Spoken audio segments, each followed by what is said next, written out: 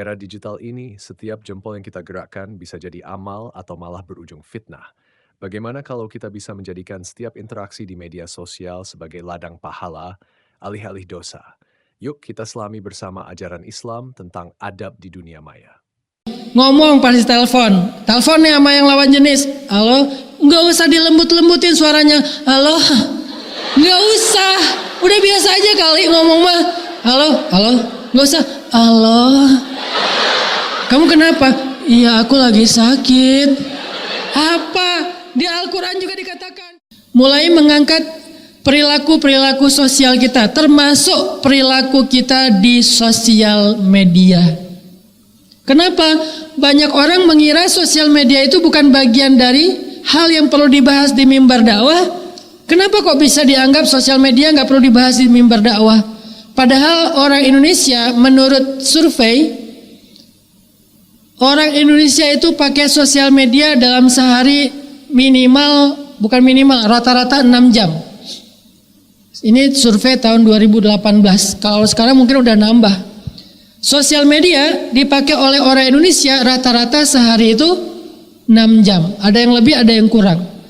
Bahkan dulu kita menganggap sosial media ini identik dengan anak-anak muda. Kalau sekarang udah banyak nenek-nenek milenial yang mereka lebih update lambe turah daripada kita.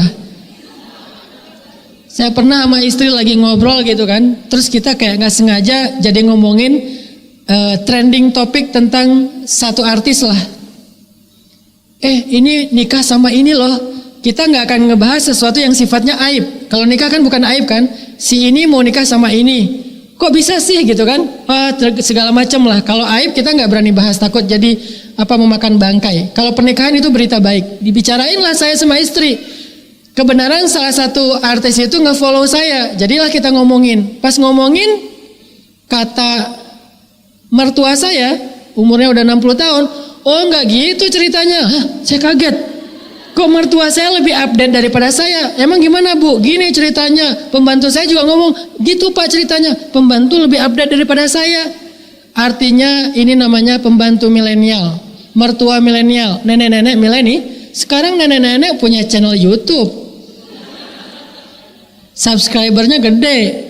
Artinya sosial media itu udah jadi realitas kehidupan kita. Jangan dipisahkan. Seolah-olah mimbar dakwah ini aib dan haram membahas sosial media. Sejak kapan?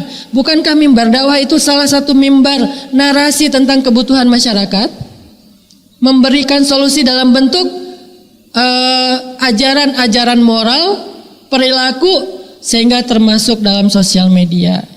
Emang ada Ustadz ayat-ayat sosial media? Banyak. Cuman terjemahannya tidak diterjemahkan dengan bahasa sosial media. Like, mencari like dari Allah. Orang bingung, mencari like dari Allah. Sejak kapan Allah nge-like postingan kita? Gitu kan ya? Like itu kan bahasa Inggris, artinya suka kan? Salah satu cara mencari suka atau cintanya Allah gimana? Innallaha yuhibbut tawwabin wa yuhibbul mutatahhirin. Allah suka banget, cinta banget kepada orang yang bertaubat dan yang membersihkan diri. Berarti salah satu cara kita mendapatkan like dari Allah itu istighfar. Salah satu cara kita ngedapetin like dari Allah itu taubat. Ini yang ringan-ringannya. Nanti dinaikin lagi tuh porsinya, ditambah. Gimana? Membahas perilaku kita di sosial media, cowok dan cewek. Salah satunya apa? Kalau kita chat, ada nggak fikih chat? Nah ini harus dibahas. Kenapa? Ini perilaku fikih chat syariah. Ada juga istilah kayak gitu ya, fikih chat syariah. Bukan chat fisabilillah ya, chat syariah. Gimana chat yang syariah? Terutama cowok sama cewek. Jangan banyak pakai emoticon. Itu salah satu tutorial fikih chat syariah. Jangan kirimin emoticon. Kalaupun mau pakai emoticon cuma satu. Yang lain nggak boleh. Cuman ini doang yang boleh. Makasih. Udah. Kalau mau agak sopan dikit, makasih titik. Jangan makasih. Itu bukan sopan, tetapi maaf. agak sedikit gitu deh, gak tega nyebutnya. Kenapa? Karena dia menggunakan emoticon. Mungkin bukan emoticon tapi i-nya kebanyakan. Apalagi pakai ch, makaci, yah. Bacanya juga keselak gitu kan ya. Apa ini yah teh? Mau bilang yah gitu kan ya, kayak mendesah gitu, nggak boleh. Terus gimana dong Ustaz, udah banyak emoticon masa nggak dipakai, apalagi di Line, kan lucu-lucu tuh emoticonnya. Di Telegram kan bisa bikin sendiri tuh emoticonnya, masa nggak dikirimin? Nggak apa-apa, sabar, kumpulin aja dulu. Begitu beres akad nikah, kasih semuanya emoticon, kirimin yang banyak. Sehari kirim 100 emoticon, mangga, sampai dia enak dengan emoticon. Tapi sebelum halal, sebelum nikah cuman 1 yang boleh. Makasih. Udah. Apakah ini bercanda Ustadz? Ya, tetapi serius. Kenapa? Dia perilaku. Yang dari situ muncullah banyak fitnah. Gara-gara emoticon ada yang kegeeran. Kegeerannya dibiarin terus, lama-lama dia berharapnya lebih. Ternyata itu cuman harkos, harapan kosong. Setelah diharkosin, akhirnya ini patah hati. Gara-gara patah hati, dia nyari tawar, pengen bunuh diri ya. Tawarnya ketinggian, turun lagi gak jadi kan. Nah, semua itu adalah fitnah, ujian, masalah yang muncul berawal dari sebuah emoticon. Belum lagi selfie, lebih bahaya. Saya kemarin jalan-jalan ke Korea. Saya baru tahu skincare gara-gara di Korea. Dari dulu tuh disuruh pakai apa untuk ngerawat wajah segala macam, saya nggak mau. Kenapa? Cowok masa pakai gitu-gituan? Tapi pulang dari Korea bawa Laneige. Kenapa Ustaz kok bawa Laneige? Just tip. Bukan dipakai sendiri. Nah pas di Korea kan saya ketemu temen si Chan, mungkin teman-teman tahu lah ya. Si Chan itu artis drakornya Korea, main drama Korea namanya Sassy Girl.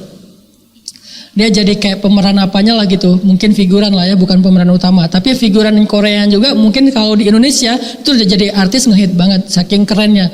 Itu cowok, saking beningnya, saya tuh jadi nggak berani ngelihat. Pas saya keluar dari bandara disambut sama Chan, sadhana, gitu-gitu kan cowok-cowok orang Korea kan gitu-gitu kan. Untung dia nggak gini kan, kalau gini saya langsung gitu-gitu. Sederhana gitu saya, astagfirullahaladzim.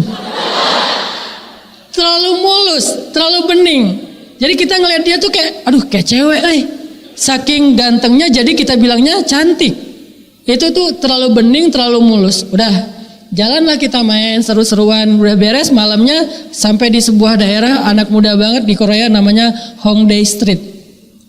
Masuk ke daerah Hongdae Street, kita kayak nonton street dancer tapi yang cowoknya bukan yang ceweknya. Udah gitu kita duduk sebentar, aku bilang ke si Chan, yuk kita selfie bareng. Dari seharian kita jalan gak ada selfie-selfienya. Oh iya ya Ustadz, pakai kamera saya aja. Saya pikir kamera dia karena lebih bagus kali ya. Enggak, sama aja sih, biasa kan, sama-sama pakai yang produk Korea gitu. Gak usah disebut karena gak di endorse. Keluar nih kamera dia nih. Saya pikir dia mau selfie doang, ternyata entar saya nyalain lampu dulu. Saya pikir lampunya flashlight kan, enggak, lampunya tuh sekeliling kamera dipasang lampu. Jadi itu Korea gitu banget coba. Di sini tuh dipasangin lampu nih. Jadi nyalain gini. Saya bilang, Chan, kamu tuh udah bening, udah glowing kayak gini, ngapain lagi pakai lampu? Gelap kata dia. Apanya yang gelap? Kamu? Oh saya. Saya pikir dia yang gelap, ternyata saya. Dasar pelecehan, saya bilang. Yaudah ya, foto aja. Saya bilang kalau itu mah gampang, tinggal diedit. Nanti editnya bagian saya doang, biar kelihatannya natural gitu kan, baru posting. Intinya ternyata selfie juga harus pakai fikih. Karena Islam itu mencakup semua aspek kehidupan kita, dari yang paling besar sampai yang detail-detail hal-hal sepele loh. Gimana yang hal yang sepele? Kata Nabi, la tahqiranna minal ma'rufi syai'a. Janganlah kalian meremehkan kebaikan apapun. Gak boleh diremehkan. Bab selfie dibahas kayak gak penting banget. Penting dalam Islam. La tahqiranna minal ma'ruf syai'a. Janganlah kalian meremehkan kebaikan apapun. Walaupun, itu bahasa Arab. Walau jadi walaupun. Walau antal akhaka biwajhin talik, walaupun sekedar bertemu dengan temanmu dalam keadaan wajahmu berseri-seri. Itu aja dibahas dalam Islam. Sehingga dalam Islam senyum itu adalah sedekah. Kenapa kok senyum diibaratkan sedekah? Karena senyum itu membahagiakan hati orang lain. Sama seperti kita ngasih harta, pinjaman, duit, segala macam. Itu kan membahagiakan hati orang. Saya pernah ngasih kadang-kadang kayak beli apa gitu ya yang murah lah. Sebutlah misalnya harganya berapa mang kalau di Bandung. Pernah beli apa tuh kemoceng. Tahu kemoceng? Sapu yang untuk di dalam mobil tuh. Saya cari. Harusnya bisa beli di beberapa tempat yang bagus gitu, yang harganya mungkin 100.000, 200.000. Tapi saya sengaja kayak nyari penjual yang keliling. Datang seorang kakek-kakek, dia kayaknya saya lihat di antara barang-barang yang dijual sama dia, ada yang dari banyak bahan plastik, ada kemoceng. Saya manggil, "Mang, sini Mang," gitu. Datang aja. "Ini berapa kemoceng?" "Oh, cuman berapa dia sebut?" Sebutlah misalnya 27.000. Ya udah saya kasih aja 50.000, udah nggak usah dibalikin. Itu tuh dia saking bahagianya sampai nangis. Saking bahagianya cuman dilebihin 23.000 sampai nangis. Buat dia 23.000 yang dilebihin itu tuh kayak bahagia banget, kayak anugerah banget sampai dia nangis. Terus nuhunnya berkali-kali, U-nya panjang, nuhun. Terus dia kayak mendoakan semoga Bapak begini. Itu tuh luar biasa. Begitu juga dengan senyum. Ketika kita tersenyum kepada seseorang, maka membahagiakan hatinya. Sehingga Nabi mengatakan, senyummu kepada saudaramu bagimu adalah sedekah. Sampai hal yang sepele-sepele kayak gini dibahas dalam Islam. Sehingga ketika kita bicara tentang selfie, itu bukan masalah sepele. Dalam Islam itu sesuatu yang berharga. Sehingga kalau benar selfie-nya, insya Allah menjadi ibadah. Kalau nggak benar, menjadi fitnah. Selfie yang gimana yang fitnah Ustadz? Selfie-nya ngedit 3 kali. Pertama pakai make up, touch up dulu. Wah, touch up. Sekarang ada touch up model baru. Touch up-nya make up-an full, tapi hasilnya kayak nggak pakai apa-apa, tapi dia bagus ya. Apa sih istilahnya? Adalah pokoknya. Lagi ngetren kan? Jadi kayak nggak pakai make up. Kalau dulu kan make up-nya kan lipstiknya tebal banget, jarak sekilo kelihatan lipstik doang kan? Kalau sekarang mulai ada yang versi matte, glossy, apa. Terus ada yang terbaru, matte dan glossy di mix gitu kan. Pas belanja lipstick. Akhirnya lipstikannya di tangan penuh dengan lipstick. Kok usah tahu kan saya punya istri. Belanja aja. Wah, cocok gak ini? Kayaknya kurang deh, ganti lagi. Kayaknya kurang sampai 20 lipstick ada di tangan dia. Terus yang mana dong? Kayaknya bagusan ini di rumah deh. Akhirnya nggak jadi beli. Artinya dia touch up habis-habisan, blush on segala macam, pakai eyeliner. Eyelinernya itu warna-warni. Dari mulai ujung bawah alis sampai ke bulu mata eyeliner. Sampai ditanya sama suaminya, habis hujan deras ya? Kenapa? Soalnya ada pelangi di mata kamu. Warna-warni soalnya. Saking banyaknya eyeliner. Udah di touch up, habis-habisan, sampai bulu matanya sampai berat banget, mau buka mata tuh berat soalnya. Kamu kenapa sih kok kayak gayer gitu? Berat soalnya bulu matanya tebel. Akhirnya fotonya pakai kamera depan yang paling bening. Kamera depan, belakang kan agak-agak kurang jelas ya. Kamera depan tuh yang paling bikin happy lah udah. Udah beres, foto pakai kamera depan, sebelum diposting edit dulu pakai aplikasi gratisan. 3 kali ngedit, baru posting. Sehingga yang lihat, Masya Allah nih tipe gua banget nih. Pas ngelihat di sosial media, Masya Allah. Pas ketemu, A'udzubillah gitu kan. Nah itu namanya fitnah. Itu namanya fitnah. Gak sesuai dengan aslinya. Karena aslinya, Masya Allah 2 kali lipat lebih cantik daripada hasil editan. Jangan suuzon dulu. Intinya teman-teman, selfie itu juga bisa jadi fitnah. Tapi selfie juga bisa jadi sesuatu yang baik kalau misalnya dia masih sesuai dengan syariah. Selfie nggak usah terlalu berlebihan. Jangan selfie jaraknya dekat udah gitu. Ini tuh hanya dipakai buat yang halal. Kalau suami kita datang, boleh. Yang nggak halal, udah gini aja. Nggak usah diginiin, udah gini doang. Gini artinya apa? Kerdil. Apaan sih lo misalnya? Orang Arab kalau bilang gini artinya wait, tunggu. Ya Allah, lahzah. Jadi gini.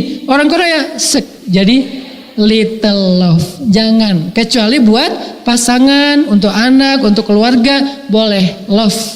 Apalagi yang kadang-kadang udah cadaran, keren kan cadaran, saya respect banget lah sama cadaran, hidup cadar.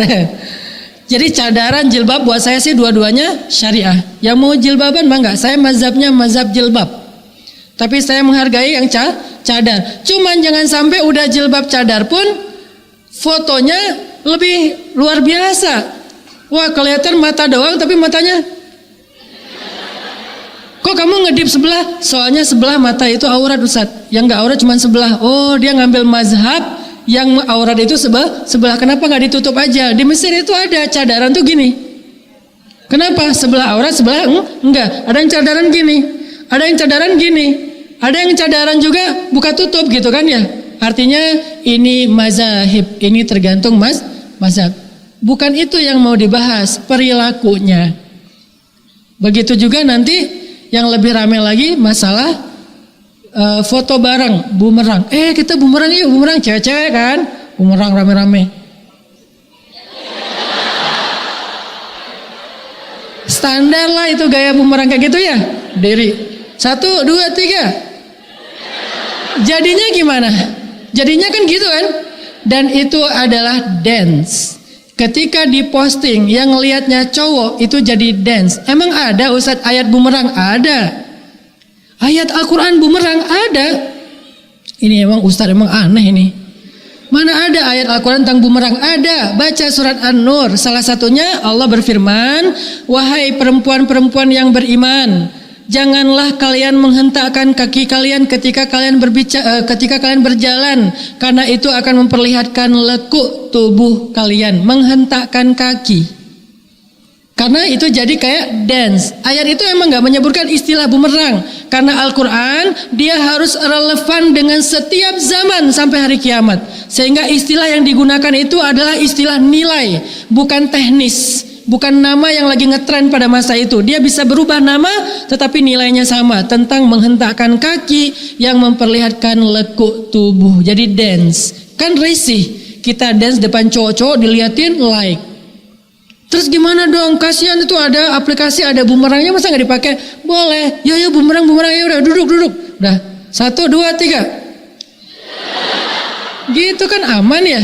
Nanti jadinya gimana? Jadi kayak tari saman. Nggak apa-apa gini. Yang penting jangan udah gini. Entah apa yang merasukimu kan. Makanya jangan sampai seperti itu. Jutaan orang tidak menyadari. Kalau ternyata itu adalah salah. Apalagi ngomong pas telepon. Teleponnya sama yang lawan jenis. Halo, nggak usah dilembut-lembutin suaranya. Halo, nggak usah. Udah biasa aja kali ngomong mah. Halo, nggak usah. Halo, kamu kenapa? Iya, aku lagi sakit. Apa? Di Al-Quran juga dikatakan kalau kalian teleponan jangan dilembut-lembutin suaranya. Emang gitu terjemahannya Ustaz? Ini terjemahan kontemporer. Ayat aslinya, wahai perempuan yang beriman, wahai istri Nabi, janganlah kalian melembut-lembutkan suara kalian ketika kalian berbicara, karena itu akan menjadi fitnah penyakit di hati laki-laki yang punya penyakit. Ini artinya gara-gara telepon kita dia nggak bisa tidur. Tadinya mau nelfon operator gitu ya, pas angkat telepon, selamat siang, astagfirullahaladzim, langsung tutup teleponnya. Kenapa? Fitnah. Kita juga gitu, apalagi sama teman. Jangan dilembut-lembutin kayak orang lagi bangun tidur. Halo, nggak usah, biasa aja. Ustadz, suara saya udah lembut dari sononya. Ya udah, nggak usah dikasar-kasarin juga. Halo, nggak usah digituin juga sih, biasa aja, senormal mungkin. Makanya saya tuh sering jadi fitnah. Itu siapa sih ustazah? Kalau bahasnya tentang jomblo-jomblo, ustazah. Itu tuh yang katanya sering tentang One Minute Booster. Oh, Ustadz Hanan itu mah brewokan, jenggotan kok dibilang ustazah. Karena suaranya dan nggak dilembut-lembutin. Kalau dilembut-lembutin bahaya. Saya pernah nerima telepon. Terus yang teleponnya cowok. Assalamualaikum. Dia kayak, oh bukan assalamualaikum. Saya yang bilang assalamualaikum. Saya bilang. Dia angkat. Maaf mbak. Mbak tadi pesan makanan. Ya sesuai aplikasi. Ya ada tambahan lagi nggak? Nggak, udah gitu aja. Oh ya makasih ya Mbak, tunggu ya Mbak. Kan bete banget kan. Wah gimana nih caranya. Pernah saya lagi kayak hilang suara. Pas muncul lagi bertahap suaranya gede. Itu saya udah happy banget, ya Allah please. Gini aja suara saya jangan dirubah lagi gitu. Jadi pas saya telepon, halo. Mas tadi pesan makanan. Ya. Cuma bertahan seminggu. Minggu depan balik lagi. Alhamdulillah. Itu mah takdir Allah lah ya. Yang jelas jangan dilembut-lembutin. Itu ada perilakunya diajarin di Al-Quran. Makanya belajar Islam itu bukan cuma belajar ibadah, tapi belajar perilaku kita. Belajar bagaimana kita cara menampilkan akhlak dan moral kita kepada orang lain. Termasuk gimana cara kita untuk bersikap. Gimana cara kita memperlakukan orang lain. Gimana cara kita ngerespon orang lain. Termasuk di sosial media. Dibahas semua. Masalah bab dibully sesuai dengan judul kita. Apa judul kita hari ini? Joker. Apa pembahasan tentang joker? Salah satunya tentang dibully, dihina, dicela, dicuekin. Karena kenapa? Menurut joker, penjahat itu adalah orang baik yang disakiti. Itu versi dia. Kalau versi kita, orang baik yang disakiti itu nggak harus jadi joker, nggak harus jadi musuhnya Batman. Karena orang baik yang disakiti, kalau dia paham konsep Islam, dia akan tahu gimana ngeresponnya. Setidaknya yang paling sering dibahas itu idfa billati hiya ahsan. Balaslah keburukan dengan cara yang lebih baik. Fa idzal ladzi bainaka wa bainahu adawah ka'annahu waliyyun hamim. Tiba-tiba gara-gara balasan yang baik itu kita bisa merubah orang yang memusuhi kita menjadi sahabat yang ngebelain kita. Itu konsep Islam. Sehingga nggak jadi joker, malah jadi temannya Batman. Kenapa? Karena dia mengubah musuh menjadi orang baik. Nabi Sulaiman, salah satu kehebatan Nabi Sulaiman apa? Menaklukkan jin ya. Sehingga di zaman Nabi Sulaiman, jin itu tunduk sama Nabi Sulaiman. Walaupun gak beriman. Yang tunduk kepada Nabi Sulaiman, jin bukan hanya jin yang beriman. Jin yang gak beriman sekalipun. Kayak Ifrit, itu gak beriman. Dia gak masuk agamanya Sulaiman. Tetapi dia tunduk kepada Sulaiman. Apa buktinya? Kalau kita baca kisah sirah Nabi Sulaiman di dalam banyak hadis, salah satunya kisah jin free diver. Karena di zaman Sulaiman ada jin yang tugasnya adalah mengambil mutiara-mutiara di laut lepas, dan dia ngambil mutiara itu dengan menyelam, dan dia nggak pakai tabung udara, artinya free dive. Ternyata free diver paling pro itu adalah jin zaman Nabi Sulaiman. Itu nyelamnya dalam banget, ngambil mutiara. Satu hari, ini kisah nyata dalam hadis, free divernya jin pergi ke dapur, ketemu sama jin chef. Jadi di zaman Nabi Sulaiman itu profesi jin banyak. Ada chef, ada free diver, ada server, ada apalagi rider, ada apa misalnya arsitek, ada orang sipil. Jadi yang ngerjain bangunan-bangunan tinggi itu jin di zaman Sulaiman. Terus manusia ongkang-ongkang kaki, santai. Pembantu di rumahnya jin, supir jin. Jadi kalau dia mau jalan, jin sini jalan. Kalau dia lagi rumahnya kotor, panggilin jin nih bersihin rumah gua, jin.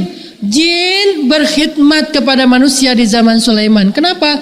Takut sama Nabi Sulaiman. Tapi Nabi Muhammad lebih keren lagi. Nabi Sulaiman udah keren, Nabi Muhammad lebih keren lagi. Kalau Nabi Sulaiman berhasil membuat jin tunduk, tapi kalau Nabi Muhammad berhasil membuat jin masuk Islam. Makanya ini yang kita belajar dari Rasulullah. Bukan hanya mampu menakuti orang lain, bukan hanya mampu membuat orang lain tunduk, bukan hanya mampu menguasai orang lain, tapi bisa enggak menjadikan orang lain itu sebagai teman kita, sahabat kita, bahkan pembela kita. Itu tuh akhlak Nabi banget. Sehingga seorang Umar bin Khattab yang hari ketika dia pengen bunuh Nabi, dia udah ngeluarin pedangnya dan sarungnya ditinggalin di rumah. Artinya dia nggak akan balik ke rumahnya sebelum membunuh Nabi. Keluarin pedang, sarung ditaruh di rumah, dia keluar. Aina Muhammad? Dia tanya. Mana Muhammad? Kamu tahu nggak di mana Muhammad? Emang kenapa wahai Umar kamu pengen ketemu Muhammad? Saya mau buat perhitungan sama dia. Hari ini hanya akan ada satu orang yang mati di antara orang Quraisy. Kalau enggak Muhammad berarti Umar. Kata laki-laki itu, ya Umar, sebelum kamu ngurus rumah tangga orang lain, keluarga orang lain, kabilah orang lain, yaitu Muhammad, urus dulu keluarga kamu sendiri, kabilah kamu sendiri. Apa maksud kamu? Kata Umar, adikmu Fatimah. Kenapa dengan Fatimah? Dia sudah mengikuti agamanya Muhammad. Urus dulu rumahmu sebelum kamu urus rumah orang. Balik arah Umar cari rumah Fatimah. Ketemu dengan Fatimah, ketemu dengan iparnya, ketemu dengan satu orang sahabat yaitu Khabab yang lagi ngajarin Al-Quran kepada Fatimah. Marah Umar, saking marahnya dia menampar dan memukuli keluarganya. Dipukulin tuh, digebukin tuh iparnya, dipukuli, ditampar adiknya. Lalu tiba-tiba setelah dia reda marahnya, dia ambil satu lembaran suhuf yang isinya surat Toha. Dia baca, Toha, ma anzalna alaikal qur'ana litashqa illa tadhkiratan liman yakhsha tanzilan min rabbikal mimman khalaqal arda was samawatil ula, dan seterusnya. Tentang pembukaan surat Toha. Ketika Umar membaca surat Toha, alhamdulillah berangsur-angsur emosi Umar itu mulai reda. Kemudian dia datang kepada Nabi, melihat wajah Nabi langsung berubah drastis dari benci menjadi cinta. Itu tuh Nabi banget. Bisa membuat orang yang benci sama kita jatuh cinta kepada kita. Itu tuh akhlak Nabi banget. Itu lebih dahsyat daripada siapapun. Makanya yang kita bahas tentang Joker itu bukan sekedar masalah film. Saya nggak nonton filmnya. Terus Joker ini tentang apa? Tentang konsep Islam dalam masalah moral. Terutama konflik antara kita dengan geng kita. Konflik antara kita dengan orang lain. Konflik antara kita di sosial media dengan haters. Gimana menanggapinya? Karena kita udah capek ribut dan debat terus di sosial media. Nggak ada baiknya untuk bangsa Indonesia. Kalau bangsa Indonesia, anak mudanya berdebat terus antara satu dengan yang lain. Tapi kita didebat duluan Ustadz, kita dicela duluan. Makanya Islam mengajarkan kita idfa billati ahsan. Balas keburukan dengan kebaikan. Nggak sanggup Ustadz, ada solusi kedua. Solusi keduanya apa? Falyakul khairan aw liyasmut. Kalau nggak bisa ngomong yang baik, ya udah diam aja, jangan di replay. Itu pilihannya. Kalau kita baik, maka balas dengan kebaikan. Nggak sanggup, minimal jangan jadi jahat, diam aja deh. Itu ajaran Islam. Dan itu jangan hanya dipakai dalam kehidupan kita dengan langsung dengan orangnya. Karena kita sekarang justru banyak konfliknya di sosmed. Sosmed kita itu luar biasa. Hiruk pikuknya itu rame banget, nyaring banget, bising banget sosmed kita. Kita punya sekian followers, mungkin setengahnya haters. Kayak kemarin saya posting tentang ada anak yang kena kanker gara-gara makanannya tidak terjaga. Ada aja yang nge-hate, ada yang bilang, wah ini yang videoin tega banget sih ngelihat anak kayak gitu, bukannya ditolong. Dia nggak tahu siapa yang videoin, istri saya. Dan istri saya yang memvideokan itu punya 15 rumah teduh, menampung ratusan pasien kanker yang kurang mampu. Anak itu salah satunya yang sedang kita observasi. Tapi kan netizen maha tahu maha benar ya. Sehingga gimana cara kita nanggepin yang kayak gini? Kalau mau kepancing, wah bisa panjang itu tulisannya, di scroll juga nggak beres-beres ya. Tapi nggak mau kepancing lah, dia nggak tahu. Kadang-kadang saya motivasi, yuk kita pinjamkan harta kita kepada Allah dengan pinjaman yang baik. Muncul komen, Allah kok katanya pinjam, emang Allah miskin? Berarti dia nggak ngerti ayat. Padahal itu bahasa Al-Quran, bukan bahasa saya. May yuqridullah qardan hasanan fayudha'ifahu lahu. Siapa yang meminjamkan hartanya yang baik kepada Allah, Allah balas berlipat ganda. Meminjam bahasa Allah. Kok Allah minjam sih kayak butuh aja? Ini namanya kiasan, bukan sebenarnya. Sama kayak Allah bertanya, emang Allah nggak tahu kok nanya? Bukankah Allah maha tahu, kenapa nanya? Itu emang gaya bahasa Al-Quran. Kadang Allah itu menyampaikan berita dengan bertanya. Contoh, Allah bertanya kepada kita, Alam tara kaifa fa'ala rabbuka bi ashabil fil. Tahukah kalian? Tapi dikasih tahu malah. Atau Allah bertanya kepada Musa, "Wa ma tilka biyaminika ya Musa?" Apa itu yang ada di tangan kananmu wahai Musa? Kan Allah tahu tongkat. Kenapa Allah nanya? Allah pengen ngasih tahu kepada Musa itu bukan ular ya, itu tongkat beneran. Itu udah jadi gaya bahasa Al-Quran menyampaikan berita dengan pertanyaan. Musa bilang, "Hiya 'ashaya atawakkau 'alaiha wa ahushu biha 'ala ghanami wa liya fiha ma'aribu ukhra." Ini adalah tongkat saya ya Allah. Saya pakai untuk berjalan, saya pakai untuk menggiring ternak, saya pakai untuk kebutuhan-kebutuhan yang lain. Allah bilang, "Alqiha ya Musa." Coba kamu lempar wahai Musa. Fa'idha fa'alqaha fa'idha hiya hayyatun tas'a. Ketika dilempar oleh Musa, tiba-tiba tongkat itu menjadi ular. Jadi Allah lagi pengen ngasih tahu Musa, ini bukan ular ya, ini tongkat. Kamu sendiri loh yang ngomong. Tongkat ini udah bersama kamu sekian tahun ya. Kamu pakai untuk ini. Untuk menegaskan itu tuh tongkat banget, bukan ular. Sehingga ketika Allah bilang meminjam, ketika Allah mengatakan berdagang dengan hambanya, itu adalah kiasan. Tapi ada aja orang yang maha tahu, maha benar, sehingga dia nge-hate speech. Dasar ya, gak sopan kalau ngomong tentang Allah. Kok Allah minjam, kok Allah begini, kok Allah begitu. Karena dia gak paham. Nah gimana sikap kita? Kalau kita gak sanggup membalas dengan yang lebih baik, falyakul khairan, maka pilihan kedua, auliyasmut, diam aja. Dua pilihan. Mau menjadi orang yang paling bertakwa, pilih katakan yang lebih baik, ucapkan yang lebih baik, sikapnya lebih baik daripada sikap orang kepada dia. Ini takwa yang paling baik. Nggak sanggup takwa yang paling baik, minimal takwa semampunya, diam. Itulah maksud dari ayat Allah di dua surat yang berbeda. Satu di surat Ali Imran, Allah berfirman, "Ya ayyuhalladzina amanu ittaqullaha haqqa tuqatih." Bertakwalah kepada Allah dengan sebenar-benar takwa yang ideal. Kalau kita dicela, balas dengan memuji. Kalau kita dihina, balas dengan menghargai. Kalau kita dicurangi, balas dengan justru memberikan bantuan, pertolongan. Ini takwa udah ideal banget. Tapi kan gak selalu sanggup ya takwa kayak gitu kan. Kenyataannya kita emosi. Terus gimana dong Ustadz kalau kita gak bisa haqqa tuqati, idfa' billati hi ahsan, balaslah keburukan dengan kebaikan. Gimana caranya Ustadz? Muncul lagi ayat di akhir surat At-Taghabun, fattaqullaha mastata'tum, bertakwalah kepada Allah dengan semampu kalian. Kalau di Ali Imran, bertakwalah kepada Allah dengan sebenar-benar takwa. Di At-Taghabun, bertakwalah kepada Allah semampu kalian. Lihat Islam, selalu ada pilihan.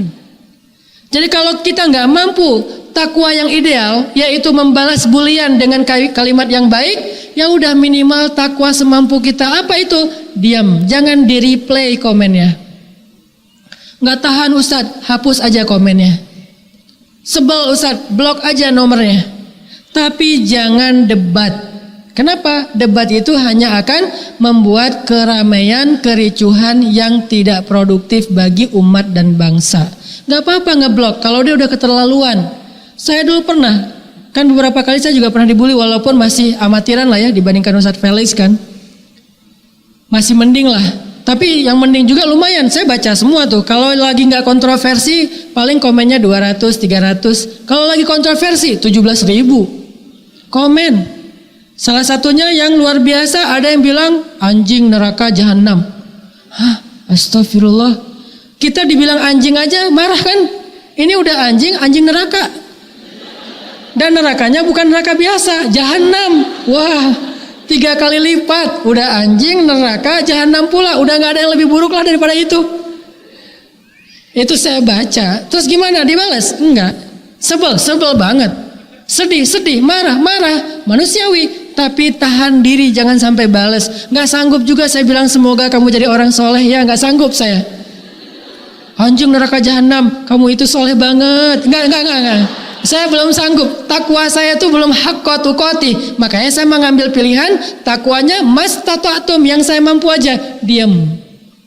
Paling di delete komennya atau di blok akunnya, tapi nggak akan di replay dengan keburukan.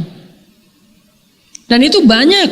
Ternyata ini adalah ajaran Islam tentang perilaku sosial media. Balik lagi ke judul.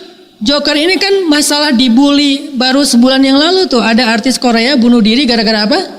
Dibully. Nggak tahan bunuh diri. Kenapa? Karena mereka nggak punya iman. Kasian. Di Jepang tingkat bunuh diri tinggi banget.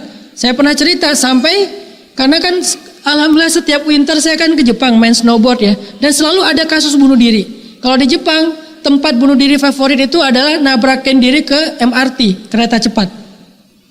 Sampai ada aturan, ada undang-undang di Jepang, kalau bunuh dirinya di MRT, maka yang kena denda keluarganya. Kenapa? Soalnya ngerepotin orang. Repot banget kalau udah ada kejadian MRT bunuh diri, itu repot. Semua delay, semua orang jadi nggak sesuai. Kan orang Jepang disiplin ya. Kalau udah delay mereka bete banget. Belum lagi nanti masalah yang kasus ini di TKP-nya ribet dan luar biasa, macet di mana-mana. Mereka nggak terbiasa macet kayak kita karena transportasi publiknya bagus. Jadi yang kena denda keluarganya, akhirnya ganti, nggak lagi bunuh diri di MRT biar keluarganya nggak repot. Terus bunuh dirinya online. Sampai ada bunuh diri online, ada platform digital, aplikasi bunuh diri online. Bisa order, go bunuh diri. Di Jepang tahun 2017. Kasusnya rame. Pas saya datang, pas habis kejadian dan lagi viral tuh di televisi Jepang. Kita bisa mesen orang untuk bunuh diri, terus orangnya datang, kita bisa pilih menunya, bunuh diri pakai apa. Yang paling sakit itu bunuh diri dengan diputusin. Itu paling berat. Diputusin sama mantan, terus jadiannya sama sahabat. Itu.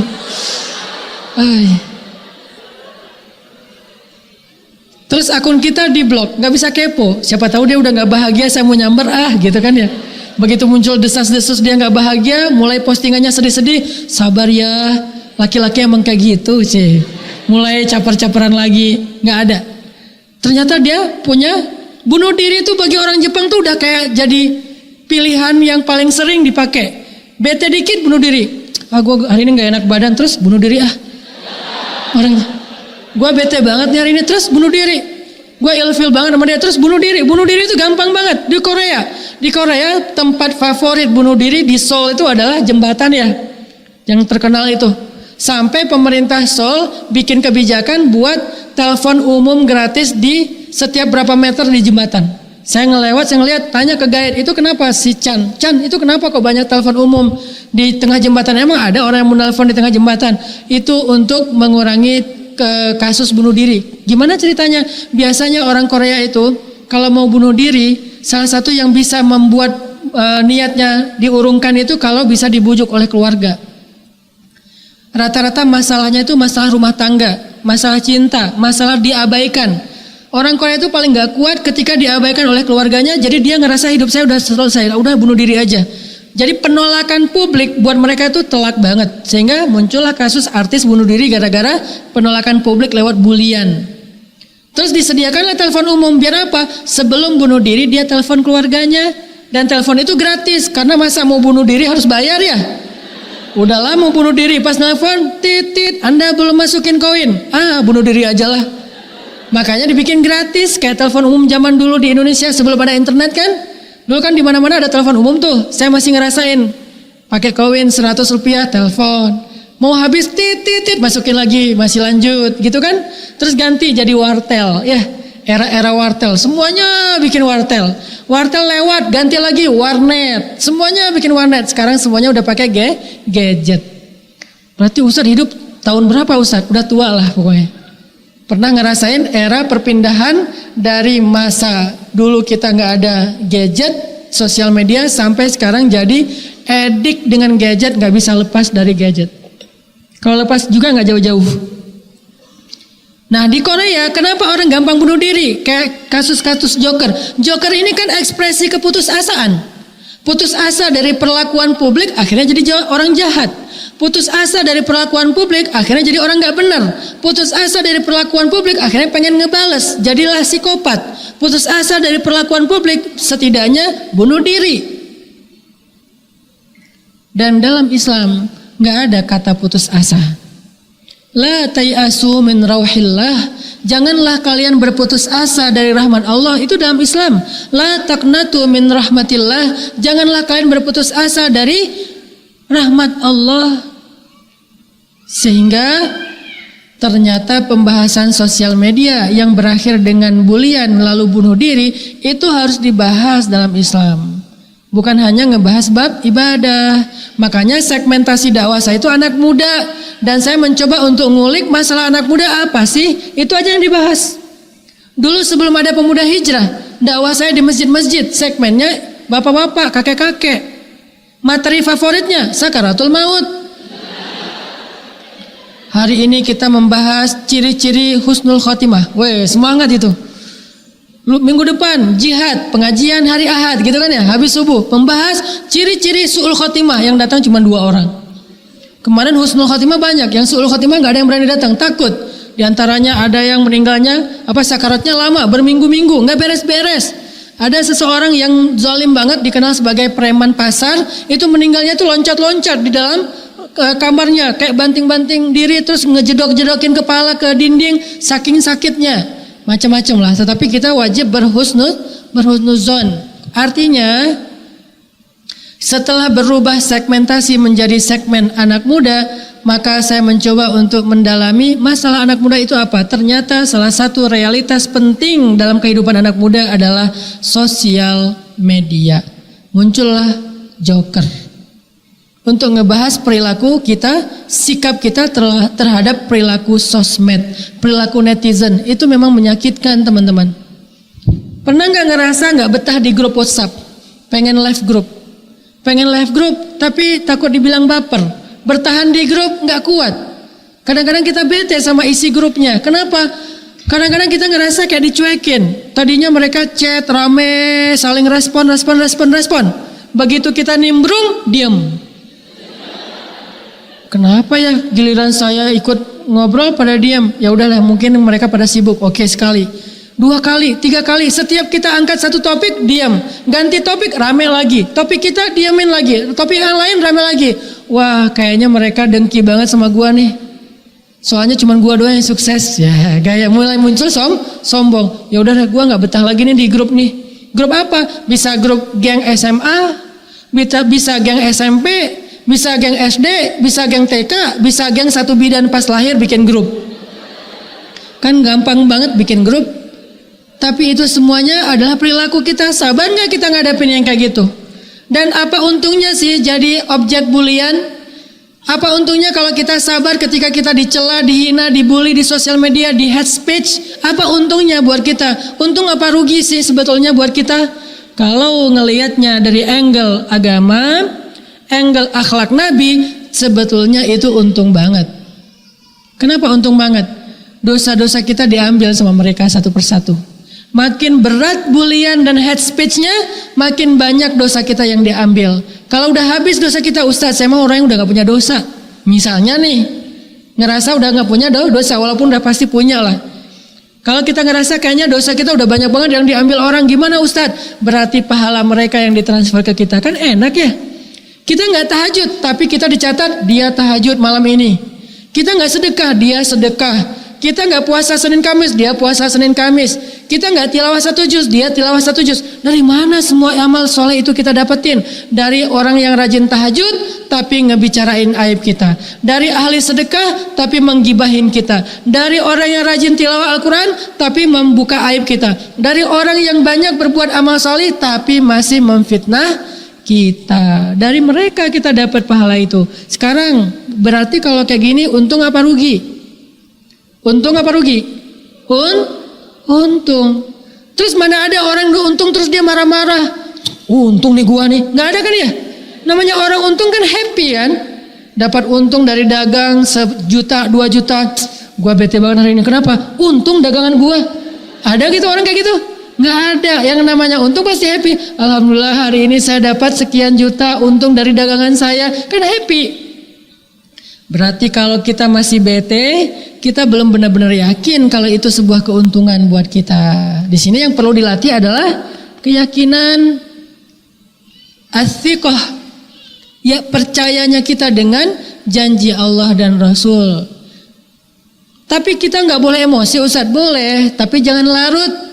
Apa kita nggak boleh sedih, Ustadz? Boleh, tapi jangan larut dalam kesedihan. Harus cepat recovery-nya. Kenapa cepat recovery? Karena kita percaya ternyata itu nggak rugi kalau kita sabar. Justru itu untung buat kita. Makanya ketika Nabi dibully dengan kalimat aftar, Muhammad itu mandul. Nabi pernah dibilang mandul. Gara-gara apa? Gara-gara putra beliau meninggal. Anak laki-laki Nabi meninggal.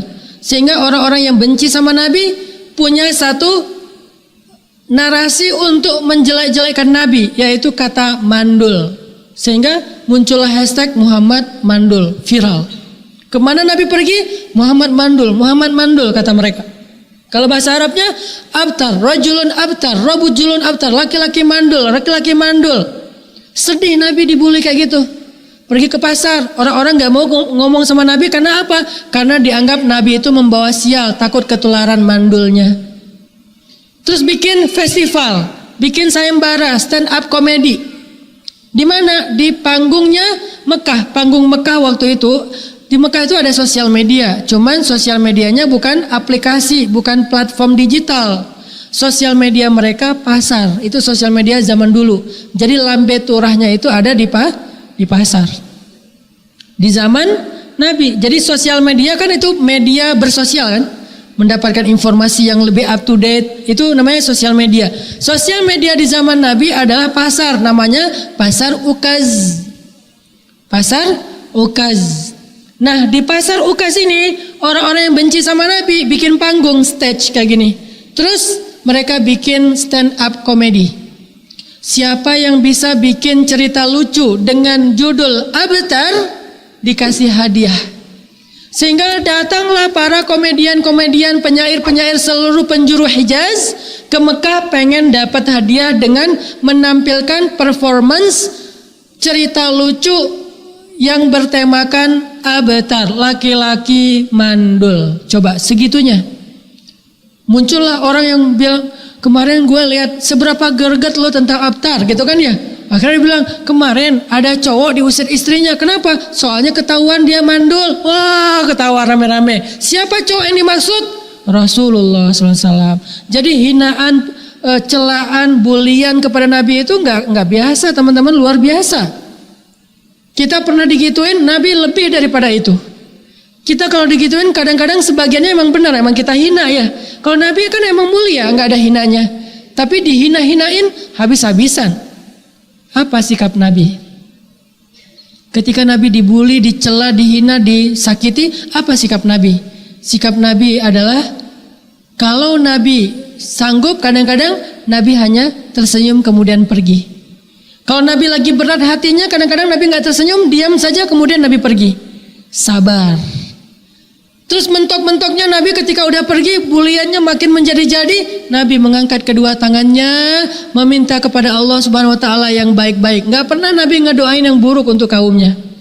Ya Allah, mudah-mudahan yang membuli saya hari ini bisu semuanya. Enggak ada Nabi doain kayak gitu. Seandainya Nabi doa kayak gitu, besok itu di Mekah banyak orang udah bisu. Tiba-tiba Allah, udah gak bisa ngomong. Kenapa? Kena doa Nabi. Karena doa Nabi itu ngeri kan. Nabi pernah nggak doa orang dengan kecelakaan? Pernah. Yang saya tahu sekali. Siapa? Anaknya Abu Lahab. Abu Lahab ini yang celaka bukan cuma dia sendiri. Istrinya, anaknya celaka sekeluarga. Ini keluarga memusuhi Nabi istiqomah banget. Ayahnya, ibunya, anak-anaknya. Anak Abu Lahab menceraikan anak-anak Nabi. Kan dua anak Nabi dinikahi oleh dua anak Abu Lahab kan. Itu diceraikan dengan cara diseret dari rumahnya ke rumah Nabi. Diusir, dihina-hina. Kamu tuh perempuan hina, sama seperti ayahmu, sama seperti ibumu. Pokoknya Nabi sedih banget diperlakukan. Anak beliau kayak gitu, Zainab dan Ummu Kulsum kalau gak salah. Sehingga Nabi marah. Ketika Nabi marah, akhirnya Nabi berdoa, ya Allah, utuslah serigalamu untuk laki-laki yang telah menghina putri saya. Utuslah serigalamu. Itu doa Nabi itu untuk anak Abu Lahab. Saking marahnya Nabi. Kenapa? Karena yang dihina adalah perempuan. Nabi kalau udah bab perempuan, itu langsung berat banget hati beliau. Kalau ada yang ganggu cewek, Nabi itu marah banget. Orang Yahudi ngeganggu perempuan muslimah di Madinah, diperangi satu kaum.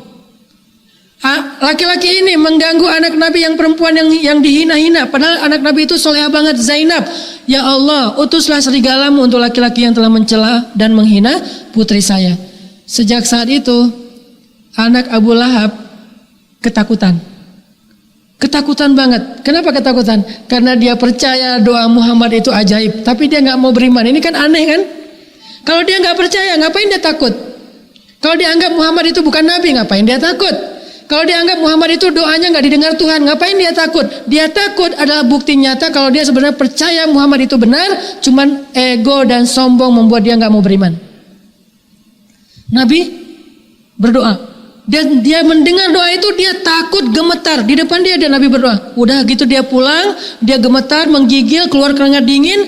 Satu hari ketika dia diajak oleh ayahnya untuk rihlah. Rihlah dulu itu adalah perjalanan dagang. Li'ila fi Quraisy ila fihim rihlah syita'i was-saif. Mereka melakukan rihlah di musim dingin dan di musim panas. Berdagang nih anak Abu Lahab pergi ke Syam. Satu rombongan, satu karavan yang jumlahnya ratusan orang. Ketika mereka berjalan, anak Abu Lahab meminta kepada ayahnya, ayah, aku ingin punya banyak pengawal. Minimal 10 orang pengawal. Aku takut diserang oleh serigala di tengah padang pasir. Padahal udah berapa bulan yang lalu Nabi mendoakan dia masih ketakutan. Sehingga dalam perjalanan dia bisa dikawal supaya nggak ada serigala. Jadi pengawalnya itu mengelilingi dia di tengah jalannya. Kanan, kiri, depan, belakang, sisi, pinggir-pinggir, semuanya pengawal. Nggak ada celah untuk seekor semut pun lewat, apalagi serigala dikawal. Ketakutan. Jalan dengan dikawal ketat. Udah kayak RI1 yang luar biasa. Udah kayak presiden Amerika, udah kayak presiden Turki. Kalau presiden wajar dikawal kayak gitu. Ini orang biasa. Kenapa? Ketakutan. Tapi doa Nabi itu nggak ditolak sama Allah. Kejadian. Ketika dia udah istirahat di sebuah rest area, berhenti, tidur nih.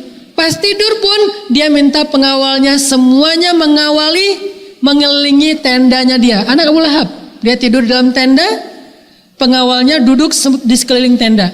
2 lapis. Jadi kalau ada yang lewat, masih ada pagar kedua, pagar betis. Coba kebayang gak tuh gimana parnonya dia dengan doa Nabi. Dia tidur, itu pun masih gelisah. Udah 2 lapis pengawalan, masih gelisah. Gak bisa nyenyak tidur, sampai akhirnya Allah takdirkan pengawalnya tidur semuanya. Mana bisa melawan kebesaran Allah? Gak bisa. Kalau Allah udah berkehendak, gak ada yang bisa menghalangi. Dikawal oleh sekian puluh orang tidur semuanya. Satu kafilah tidur semuanya kecuali anak Abu Lahab. Semuanya tidur kecuali anak Abu Lahab. Kebayang gak tuh? Tidurnya lelap lagi. Padahal mereka gak ada niat tidur, gak rela bahkan untuk tidur. Jangan sampai tidur ya, jangan sampai tidur ya, jangan sampai tidur. Tidur. Tidur serentak semuanya kecuali anak Abu Lahab. Datanglah seekor serigala. Masuk ke tengah-tengah karavan. Mencari tendanya anak Abu Lahab. Bukan yang lain. Dia gak nyari tenda yang lain, gak nyari orang yang lain. Cuman anak Abu Lahab yang ada di tengah-tengah karavan. Kalau mau makan, kenapa gak makan yang di pinggir ya? Dia cari, dia endus-endus, ketemu tenda anak Abu Lahab. Anak Abu Lahab masih bolak-balik gak bisa tidur. Dia mangsa anak Abu Lahab dicabik-cabik, teriak-teriak tapi gak ada yang bangun. Sampai akhirnya tubuhnya itu sudah hancur dimakan sama anjing atau serigala yang diutus Allah Subhanahu Wa Taala. Ketika serigala itu udah pergi, orang bangun dari tidur melihat anak Abu Lahab sudah mati dalam keadaan menggenaskan. Itu kisah nyata. Cuman sekali itu Nabi mendoakan keburukan, saking gak tahannya Nabi ketika melihat putri beliau diperlakukan sangat hina oleh anak Abu Lahab. Sisanya Nabi bersabar. Ini menunjukkan bahwa kalau Nabi mau, Nabi itu bisa banget. Dihina dikit, stroke loh. Stroke orang. Kalau Nabi mau gampang. Ada yang macam-macam sama Nabi. Lalu mau hidup terakhir hari ini, besok udah nggak ada. Ada yang bilang Nabi mandul, kamu lebih mandul lagi. Mandul beneran itu. Tapi Nabi nggak membalas itu. Berarti Nabi sedang menteladankan kepada kita sebuah teladan, sebuah sikap, sebuah akhlak. Kalau kita dibully, belajar. 2, kalau nggak bisa balas yang lebih baik, minimal diem. Terus apa untungnya Ustaz kita diam? Apalagi kita membalas dengan kebaikan. Banyak untungnya. Ketika kita dibully tapi kita diam, kata Nabi, maka Allah akan mengutus malaikat untuk mendoakan kita. Didoain malaikat loh. Jadi yang jomblo dibully, udah sabar. Kenapa? Justru itu kesempatan didoain sama malaikat. Pas kita dibully, dasar kamu emang gak laku-laku, diam aja gak usah dibales. Sambil diam kita bilang, malaikat doain saya cepat nikah ya. Malaikat amin, gitu malaikat teh. Ternyata yang ngebully kita gak nikah-nikah, kita duluan. Yang dia kecengin justru jadiannya sama kita, kan seru ya. Gimana caranya bisa kayak gitu Ustaz? Rahasianya tadi, diam. Dan itu hadis Nabi kepada Abu Bakar. Kalau kamu dicela kamu diam, Allah mengutus malaikat untuk mendoakan kamu dengan kebaikan-kebaikan. Dibilang bodoh, malaikat mengatakan berikan dia ilmu ya Allah. Dia bilang miskin, malaikat katakan beri dia harta ya Allah. Dibilang hina, malaikat katakan muliakan dia ya Allah. Apapun keburukan yang diucapkan manusia kepada dia, malaikat mendoakan dengan kebaikan yang sebaliknya. Rugi apa untung? Untung kalau kita paham. Sehingga gak boleh kita terlibat dalam perdebatan bully-bulian di sosial media, apalagi di grup, apalagi beda grup. Live group berjamaah 5 orang bikin grup baru. Sisa 1 orang, yang di sini 5 orang, tapi di antara 5 itu ada 1 orang tetap di sini. Untuk jadi apa? Mata-mata. Sehingga lagi chat apa di sini, capture forward ke grup sebelah. Di grup sebelah lagi ngomongin kita. Wah, nggak benar nih segala macam. Ini namanya satu kelompok membicarakan kelompok yang lain. Ya ayyuhalladzina amanu, wahai orang-orang yang beriman, kata Allah. Ini tutorial sosial media di surat Al-Hujurat. Wahai orang-orang yang beriman, kata Allah, la yaskharu qaumun min qaum. Janganlah satu grup WA membicarakan keburukan grup WA yang lain. Emang ada ayat grup WA Ustaz? Ini kan kelompok. Diterjemahkan dalam konteks sosmed. Janganlah satu grup membicarakan satu grup yang lain. Wa asan ayyakunu khairam minhum. Bisa jadi grup WA sebelah isinya orang yang lebih soleh daripada grup WA sini, kan ya? Wala nisa'um min nisa. Janganlah grup WA yang cewek-cewek membicarakan grup WA cewek-cewek yang sebelah. Bikin grup WA baru pulang umroh, namanya solehah. Baper-baperan, akhirnya live grup setengah, bikin solehah 2. Akhirnya grup solehah 2 ngebicarain solehah 1. Yang solehah 1 ngebicarain solehah 2. Ada ayatnya, la yaskhar qaumum min qaum wala nisa'um min nisa. Itu solusi banget, ajaran Al-Quran banget tuh. Itu Islam. Bukan hanya ibadah, tapi perilaku sosial kita juga Islam. Sehingga nanti dampaknya bukan hanya soal damai, nggak rame-rame, nggak ribut-ribut, enggak. Tetap bernilai pahala, bahkan bernilai pertolongan Allah, keajaiban dari Allah. Kalau kita sadar itu tuh jalan dapatnya perhatian Allah. Karena Allah itu perhatian banget sama yang terzolimi. Perhatian banget loh. Jadi kalau kita lagi caper-caperan sama Allah, salah satu cara caperan sama Allah, Allah attention seeker gitu kan, pencari perhatian Allah. Caranya gimana? Kalau kita lagi dizolimi dan disakiti, jadilah orang yang sabar. Pasti Allah ngebelain kita banget. Allah pasti ngebelain kita banget.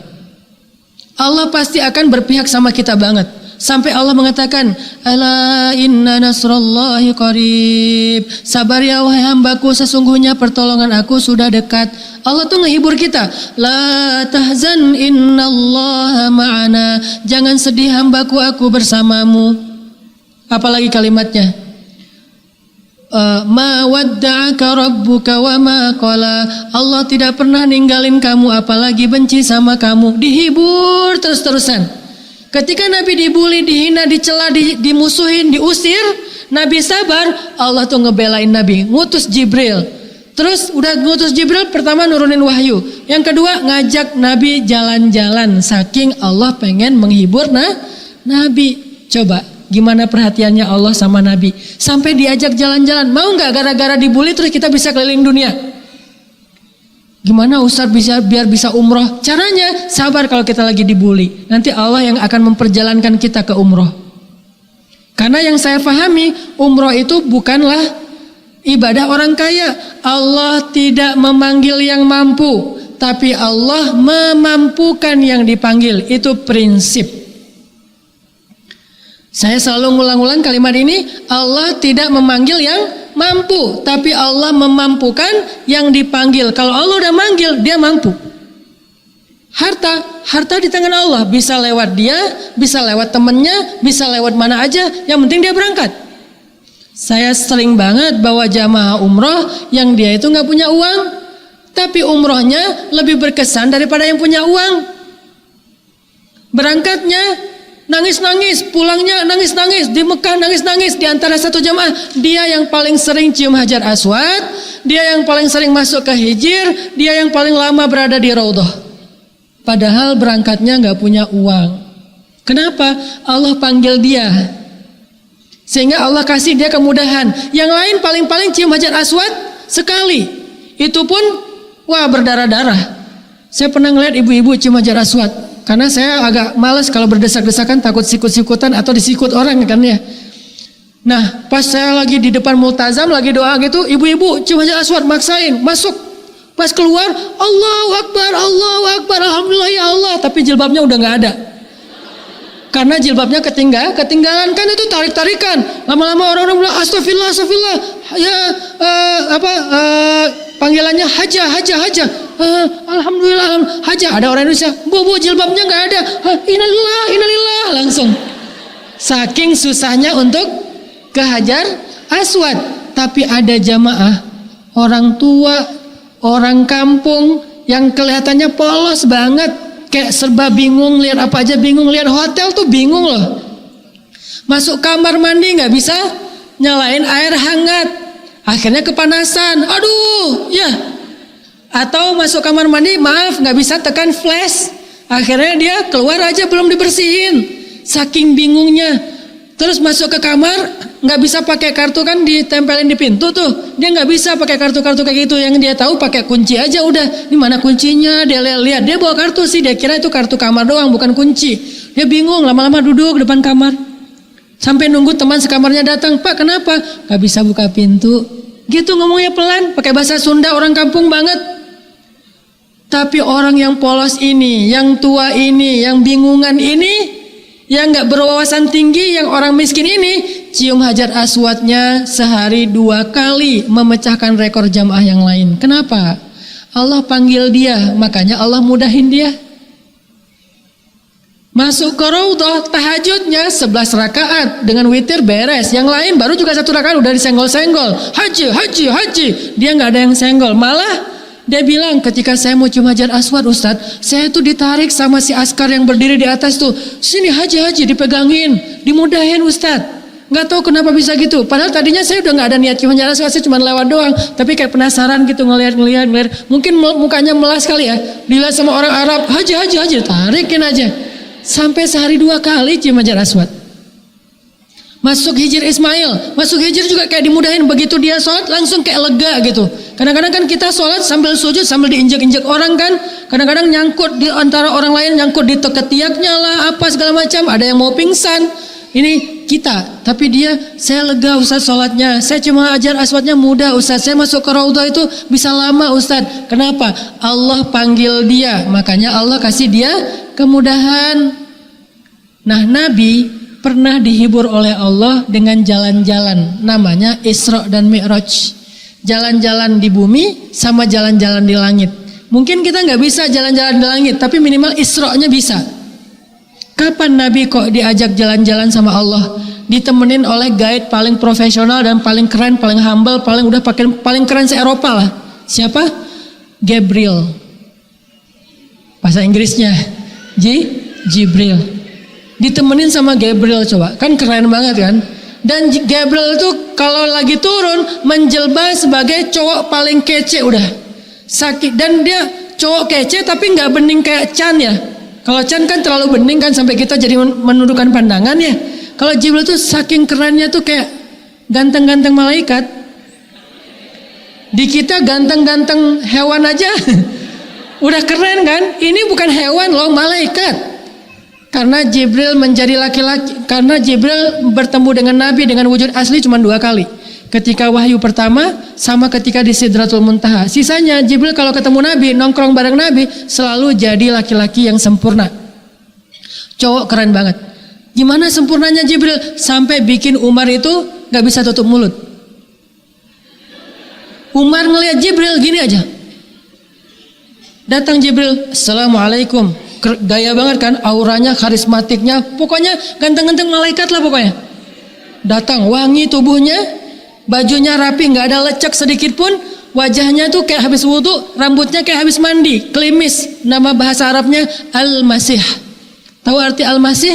Al-Masih itu artinya yang rambutnya rapi. Ada 2 arti Al-Masih. Ada yang rambutnya rapi, makanya Isa Al-Masih, yang rambutnya tuh basah terus, di depannya basah terus kayak ada ujungnya, di ujung rambut tuh kayak ada mutiara air. Itu Isa banget. Arti kedua dari Al-Masih, yang berjalan di muka bumi. Ada 2 manusia Al-Masih, 1 Isa, 2 Dajjal. Tapi beda arti. Isa Al-Masih berjalan di muka bumi membawa kebaikan. Dajjal Al-Masih berjalan di muka bumi membawa keburukan. Tapi dua-duanya Al-Masih. Wa a'udzubika min syarri fitnatil Masih Dajjal. Jibril datang, rambutnya sepundak, ikal, rapih kayak pakai gel. Janggutnya rapih. Wajahnya, auranya luar biasa, glowing. Gak tahu pakai skincare-nya apa tuh. Kalau ada langsung tuh ya luar biasa. Skincare, judulnya Jibril. Ganteng-ganteng malaikat. Duduk nih Jibril, menautkan lututnya dengan lutut Nabi. Duduk deket banget sampai bertaut lutut mereka berdua. Ini nih temen Nabi banget nih, gengnya Nabi banget, Jibril. Nabi kalau nongkrong bareng tongkrongan beliau itu adalah Jibril. Jibril nongkrong yuk. Di mana nongkrongnya Nabi? Tempat nongkrong favorit Nabi dan Jibril adalah antara mimbar dan mihrab Nabi yang kita kenal dengan nama Raudhah. Itulah tempat favorit nongkrongnya Jibril sama Nabi. Makanya saya bawa putra-putra saya, Ayyash, Yahya Ayyash sama Ertugrul. Kemarin pas umroh, kalian harus nongkrong di tempat nongkrongnya Nabi, di tempat nongkrongnya Hasan dan Husain, di tempat nongkrongnya Ali bin Abi Thalib, nongkrong di antara mimbar dan mihrab Nabi. Karena kalau bawa anak kecil itu nggak harus ngantri. Bapak-bapak kalau bawa anak kecil nggak harus ngantri, dia pakai jalur khusus, langsung di depan di mihrab. Ya ikut sholat bareng bapak ya, sholat aja. Ertugrul, namanya juga anak kecil kan dia manjat-manjat. Tapi yang dia panjatin apa? Mihrabnya Nabi. Yang dia panjatin apa? Mimbarnya Nabi. Saya merasa bersyukur, alhamdulillah dia udah manjat-manjat mihrabnya Nabi, gini-gini, usap-usap. Wah, ya terserah kamu deh, yang penting dia ada di tempat tongkrongan Nabi sama Jibril. Allah ngutus, wahai Jibril, ajak Muhammad jalan-jalan, kasihan dia. Kenapa? Karena dia lagi diusir di Mekah, diusir di Taif. Kenapa diusir di Mekah dan di Taif? Karena dia nggak punya lagi pembela. Kemana pembelanya? Meninggal dunia dua-duanya. 1 Abu Thalib, 1 Khadijah. Sedih banget. Akhirnya dia tidur depan Ka'bah, saking nggak ada tempat berlindung. Malam itu Nabi tidur depan Ka'bah. Dan Ka'bah dulu bukan di dalam masjid, masih di luar. Posisinya nggak ada masjid dulu, cuman ada bangunan Ka'bah. Tidur depan Ka'bah sendirian. Khadijah udah meninggal, Abu Thalib udah meninggal. Penduduk Mekah dan Taif mengusir beliau, sedih. Tapi beliau sabar. Diusir sama penduduk Taif, nggak dibales. Padahal ada kesempatan ngebales kapan? Malaikat gunung bilang, ya Rasulullah, saya nggak tega melihat Nabi terluka, melihat Nabi dihina. Ya Rasulullah, saya udah minta izin kepada Allah untuk mengangkat gunung ini, tapi Allah mengatakan harus dengan seizinmu ya Rasul. Coba Saking mulianya Nabi. Kalau engkau katakan boleh, saya akan angkat gunung Taif ini, saya balikin, saya timpakan kepada penduduknya. Saya kemarin ke Taif. Ternyata Taif itu gunung batu. Memang subur, tapi batu. Satu batu aja yang ukuran satu ruangan ini nih, kalau diambil dibenamkan kepada satu penduduk, habis sudah. Ini satu gunung batu.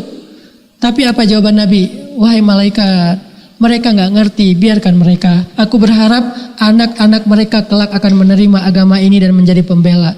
Sabarnya Rasul, nggak dibales. Padahal kalau kita coba lagi dibully di sosmed, datang malaikat, lo mau gue balas? Balas malaikat, balas. Gitu kan ya?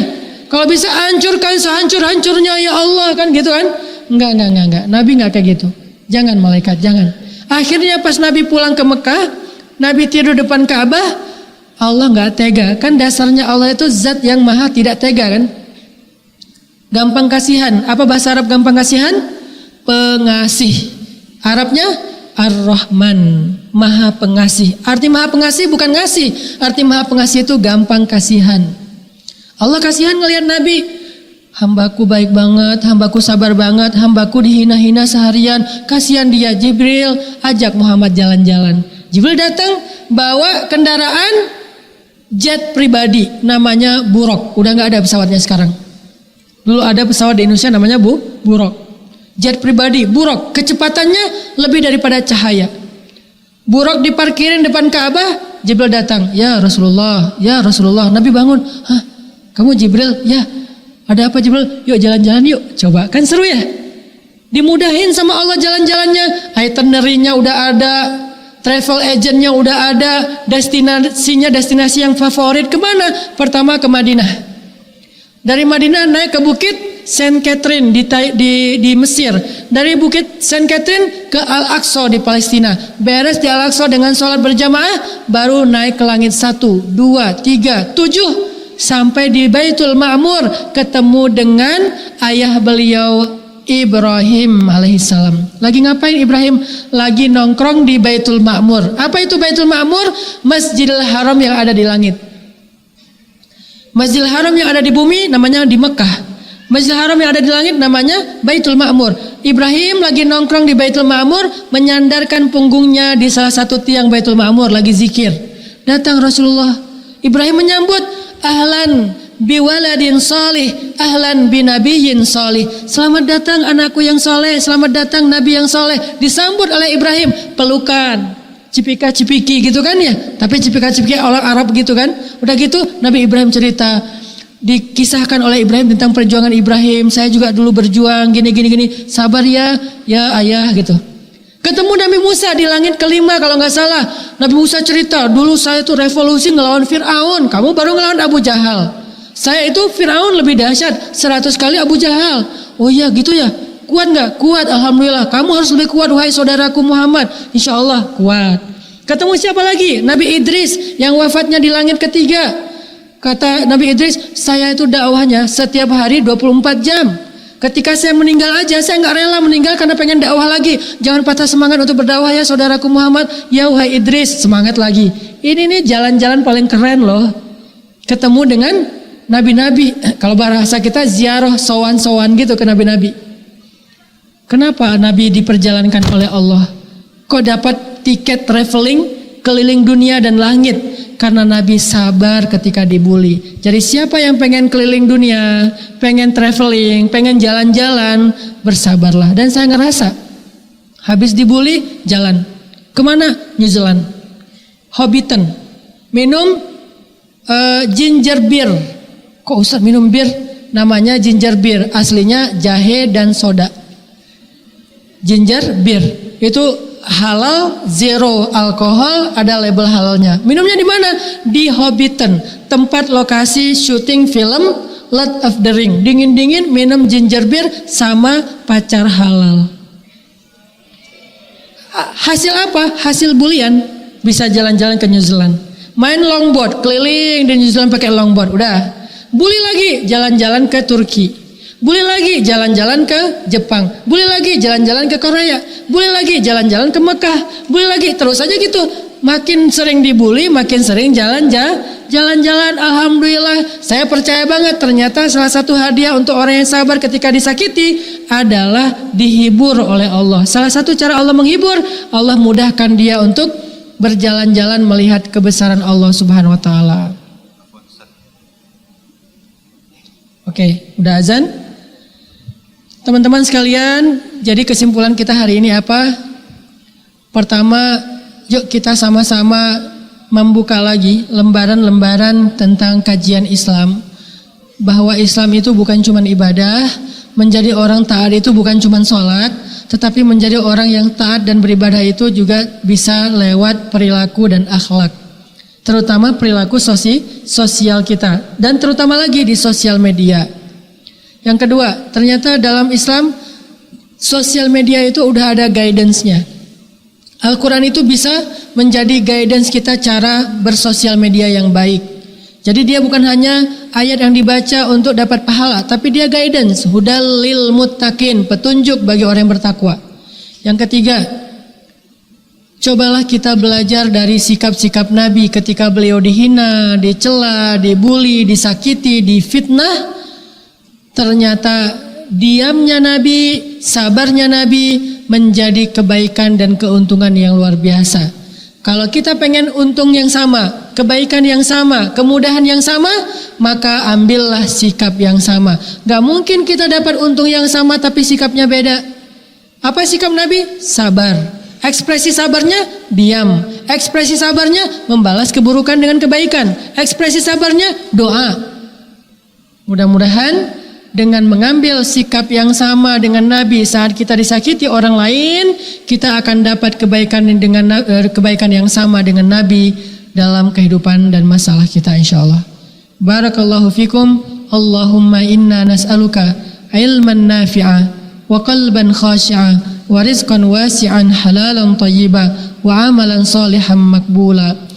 Rabbana ilaika aslamna wa bika amanna wa alaika tawakkalna wa ilaika anabna na'udzu bi'izzatika an tudillana antal hayyul ladzi la yamut wal jinnu wal insu yamutun. Rabbana hab lana min azwajina wa dhurriyyatina qurrata a'yun waj'alna lil muttaqina imama. Allahumma habbib ilaina al iman wa zayyinhu fi qulubina wa karrih ilaina al kufra wal fusuqa wal isyan waj'alna minar rasyidin. Rabbana atina fid dunya hasanah wa fil akhirati hasanah wa qina adzabannar. Subhanakallahumma wa bihamdika asyhadu an la ilaha illa anta astaghfiruka wa atubu ilaik. Billahi taufiq wal hidayah. Wassalamu alaikum warahmatullahi wabarakatuh.